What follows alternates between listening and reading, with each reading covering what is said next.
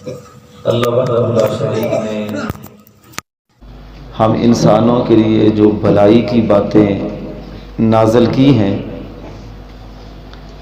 ان میں سے ایک بات اللہ تعالیٰ کے ہاں انتہائی پسندیدہ ہے۔ ہمیں اللہ تعالیٰ نے اس بات کا حکم دیا ہے اور دنیا میں اس کے بدلے میں اچھائی کا وعدہ کیا ہے، اور آخرت میں اس کے مقابلے میں، اس کے عوض میں بلائی کا اور مزید اجر و ثواب کا وعدہ کیا ہے۔ جو آیہ مبارکہ میں نے پڑھی ہے، اللہ وحدہ لا شریک نے اس آیہ مبارکہ میں اسی بات کا حکم دیا ہے۔ ترجمہ سماعت فرما لے، ان اللہ یأمر بالعدل، بے شک اللہ تعالی نے حکم دیا ہے، اللہ تمہیں حکم دیتے ہیں عدل کا، والاحسان، اور احسان کا، وایتاء ذی القربى، رشتہ داروں کو دینے کا، وینہی عن الفحشاء والمنکر، بے حیائی اور برائی کی باتوں سے اللہ تمہیں روکتے ہیں، والبغی، اور سرکشی سے۔ یہ اللہ تعالیٰ تمہیں یہ نصیحت اس لیے کر رہے ہیں کہ تم اس سے نصیحت حاصل کرو۔ انسانی معاملات تین قسم کے ہوتے ہیں، یا تو ہمارے معاملات ظلم پر مبنی ہوتے ہیں، یا وہ عدل پر مبنی ہوتے ہیں، یا تیسری صورت ہے وہ احسان پر مبنی ہوتے ہیں۔ عدل کیا ہے؟ حق کو پورا ادا کرنا، یہ عدل ہے۔ حق سے کم دینا یہ ظلم ہے۔ رسول اللہ صلی اللہ علیہ وسلم نے ارشاد فرمایا کہ بندوں پر اللہ کا حق یہ ہے کہ اللہ تعالیٰ کی عبادت کریں، اس کے ساتھ کسی کو شریک نہ بنائیں۔ اگر کوئی شخص اللہ تعالیٰ کا یہ حق ادا نہیں کرتا تو دنیا کا سب سے بڑا ظالم یہ بندہ ہوتا ہے۔ ومن اظلم، اس سے بڑا ظالم کون ہے؟ جو اللہ تعالیٰ کے حق نہیں ادا کرتا، اس سے بڑا کوئی ظالم نہیں ہے۔ اگر کوئی شخص اللہ تعالیٰ کا حق ادا کرتا ہے تو پھر وہ ظالم نہیں ہوتا۔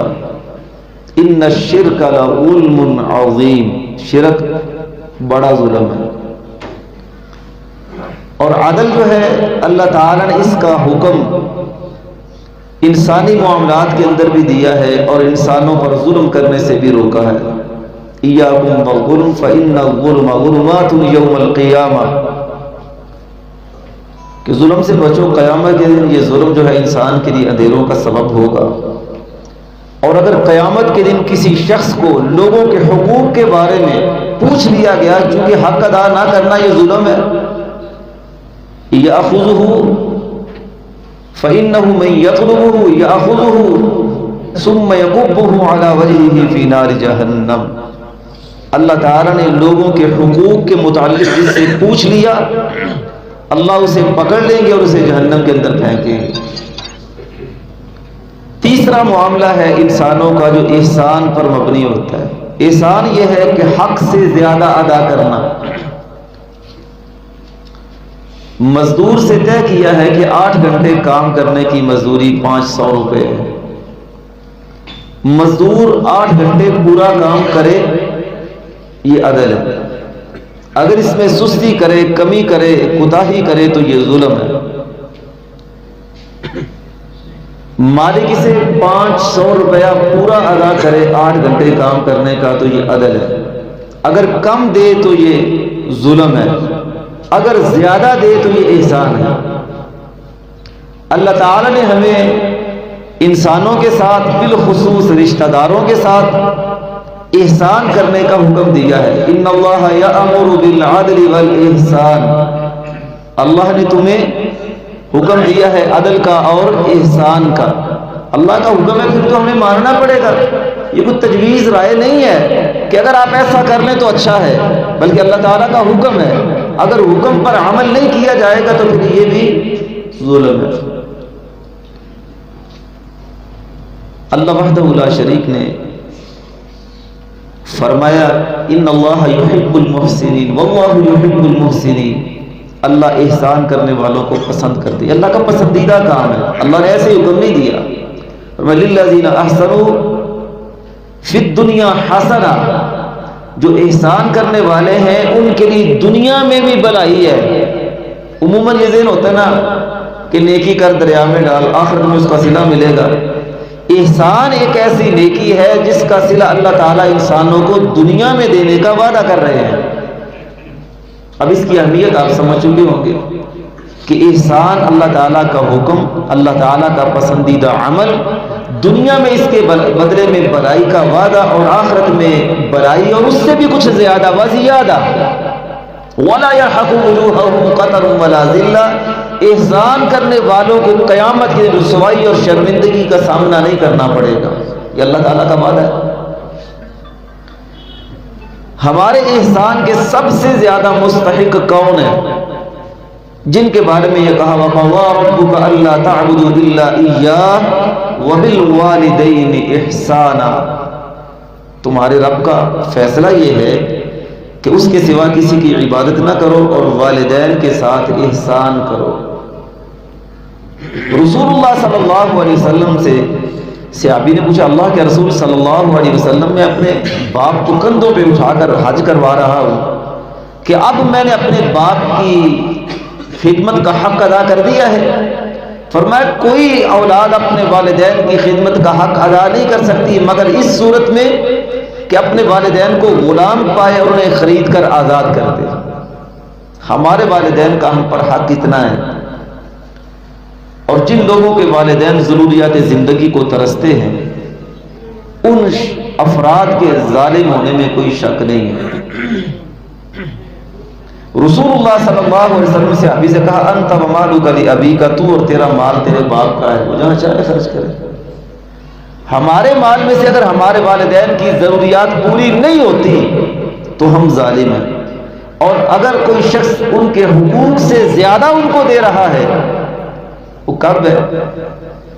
والدین کو سوال نہیں کرنا پڑتا، کہنا نہیں پڑتا، بلکہ وہ کہتے ہیں بس کر بہت ہو گئی ہے، یہ تو زیادہ ہو گیا میرے سے۔ اگر والدین آپ کے حسن سلوک سے متاثر ہو کر یہ کہتے ہیں کہ یار اتنا نہ کیا کر تو یہ احسان ہے، اسی بات کا اللہ تعالیٰ نے ہمیں حکم دیا ہے۔ ہم تو والدین کے حق ادا نہیں کرتے، احسان ان کے ساتھ کیا کرنا ہے؟ احسان کیا ہے کہ ان کے حق سے زیادہ ان کی خدمت کرنا۔ اور اللہ وحدہ لا شریک نے ہمیں ہر معاملے کے اندر احسان کا حکم دیا ہے۔ یہ دنیا میں جو احسان کے بدلے میں بھلائی کا وعدہ کیا ہے نا، یہ ایسے نہیں کیا۔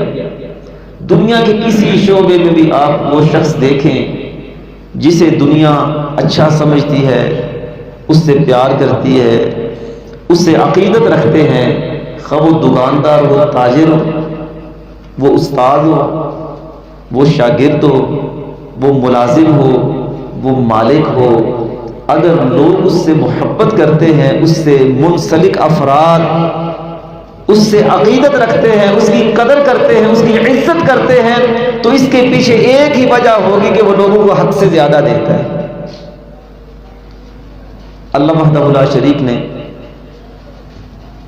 وہ دنیا میں جو ہمارے مشکل ترین معاملات ہیں نا، کہ میاں بیوی کے درمیان جدائی ہو رہی ہے، دو خاندانوں کے درمیان نفرت پیدا ہو رہی ہے کہ ان کا گزارا ممکن نہیں ہے، تب بھی کیا فرمایا ہے وَلَا تَنْسَوُا الْفَضْلَ بَيْنَكُمْ، آپس میں ایک دوسرے پر احسان کرنا نہ بھولو، جو حق بنتا ہے وہ تو دو۔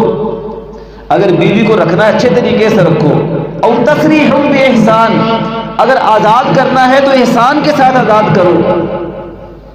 اسلام نے ہمیں تعلیم یہ دی ہے کہ اگر معاملات چلاؤ تو عدل کے ساتھ بھی چلاتے جاؤ، تم مجرم نہیں ہو، اگر چھوڑو تو پھر احسان کر کے چھوڑو۔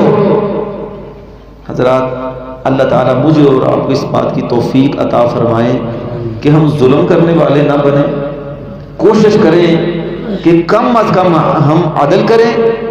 عدل کہاں کرنا ہے؟ اولاد کے ساتھ، والدین کے ساتھ، معاشرے کے ساتھ، اپنے مالک کے ساتھ، اپنے مزدور، جہاں جہاں ہمارا تعلق ہے ہم اپنے حقوق، اپنی ذمہ داریاں ظلم سے نکال کر عدل پر اور عدل پر رکھتے ہوئے ہم کوشش کریں کہ ہم احسان کرنے والوں میں شامل ہو جائیں. اگر ہم ایسا کریں گے تو ہم اللہ تعالیٰ کے پسندیدہ بندے بن جائیں گے.